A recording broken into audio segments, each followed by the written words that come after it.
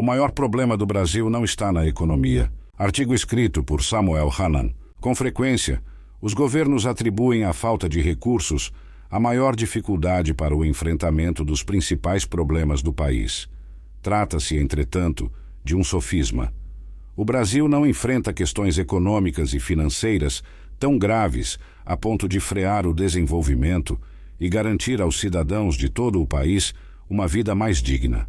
Ao contrário do que se acostumou a propagar, o atual estágio da nação não é culpa da falta de recursos financeiros, mas de uma série de fatores que, reunidos, formam a tempestade perfeita. O que de fato afeta o país são problemas éticos, políticos e de gestão, todos eles com reflexos negativos na saúde econômico-financeira nacional. Mentiras, falsas narrativas, corrupção e impunidade são faces bem visíveis da degradação ética da classe política, contaminando a sociedade com a falsa sensação de que o crime compensa ou que o mais importante é se dar bem a qualquer custo. É a lei de Gerson ainda vigorando. Os problemas políticos parecem não ter fim, alimentados pela instituição da reeleição para cargos do Executivo em 1997, que faz o governante se preocupar em buscar um novo mandato já no primeiro dia de sua gestão, pela transformação dos governos de coalização em governos de cooptação, com a prática rotineira do toma lá da cá, e pela concessão sem fim de privilégios. A consequência de tudo isso são os seríssimos problemas de gestão, com dificuldades de governança que trouxeram resultados desastrosos ao país, como gigantismo e ineficiência da máquina pública, exorbitância dos gastos tributários e déficit público incontrolável. É o que mostram os números oficiais. Para sustentar a máquina pública, por exemplo, o governo geral, União, estados e municípios, gasta 12,5% do produto interno bruto, PIB. É um índice muito acima da média de 9,8% do PIB, investida pelos 38 países da Organização para a Cooperação e Desenvolvimento Econômico, OCDE. O desperdício anual brasileiro, portanto, corresponde a 2,7% do PIB, cerca de 315 bilhões de reais por ano, em valores de hoje.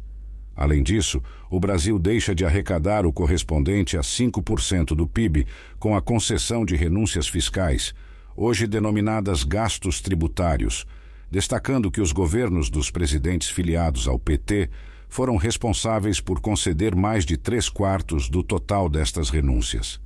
Nesse caso, desperdiça o equivalente a 3% do PIB, equivalente a cerca de 350 bilhões de reais por ano, em valores de hoje, simplesmente porque deixa de cumprir a Emenda Constitucional número 109, de 2021, a qual determina que em até 8 anos, esses benefícios não poderão ultrapassar 2% do PIB. Outro problema crônico nacional é a corrupção, responsável por consumir de 2,5% a 3,0% do PIB, segundo estimativas de organismos brasileiros e internacionais. Acabar com 100% da corrupção é utopia, especialmente no Brasil.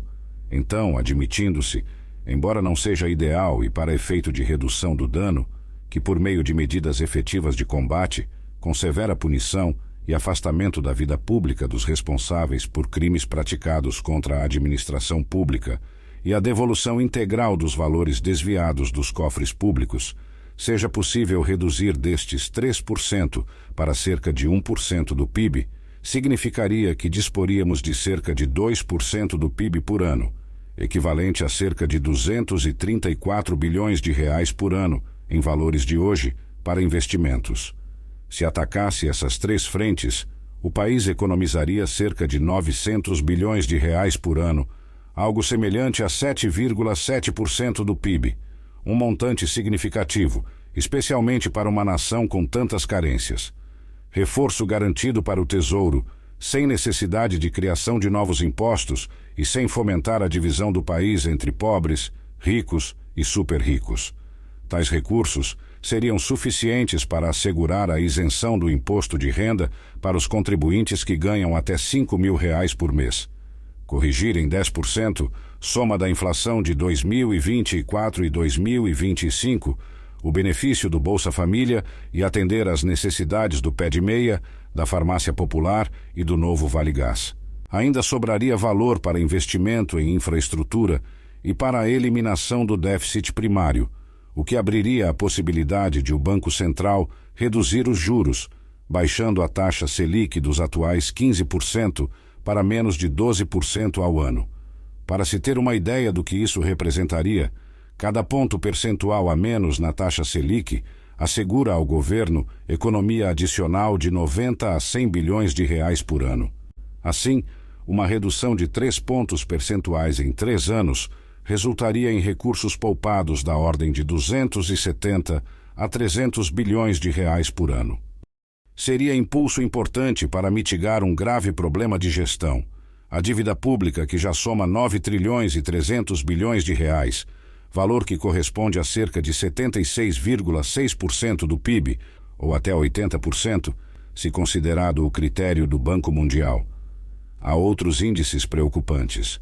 O déficit público primário de 0,5% do PIB e o déficit nominal já supera 9% do PIB, o equivalente a cerca de 1 trilhão e 200 bilhões de reais, números suficientes para demonstrar a falta de competência administrativa e comprometimento para estancar e impedir o crescimento da dívida e a evolução do quadro a esse nível, altamente prejudicial ao Tesouro Nacional. Há muitas alternativas para a reversão dessa situação, de forma a dar novamente esperança de dias melhores ao povo brasileiro, já cansado de tantas promessas vãs. Um bom exemplo para o primeiro passo nesse sentido está na história e foi dado antes de Cristo, mais precisamente nas palavras do político e filósofo romano Marco Túlio Cícero. O orçamento deve ser equilibrado, o tesouro público deve ser reposto, a dívida pública deve ser reduzida, a arrogância dos funcionários públicos deve ser moderada e controlada, e a ajuda a outros países deve ser eliminada para que Roma não vá à falência. As pessoas devem novamente aprender a trabalhar em vez de viver às custas do Estado. Samuel Hanan é engenheiro com especialização nas áreas de macroeconomia, administração de empresas e finanças, empresário, e foi vice-governador do Amazonas, de 1999 a 2002. Autor dos livros Brasil, um país à deriva, Caminhos para um país sem rumo e Amazônia brasileira, Preservar para viver, Responsabilidade mundial. Acesse o site samuelhanan.com.br.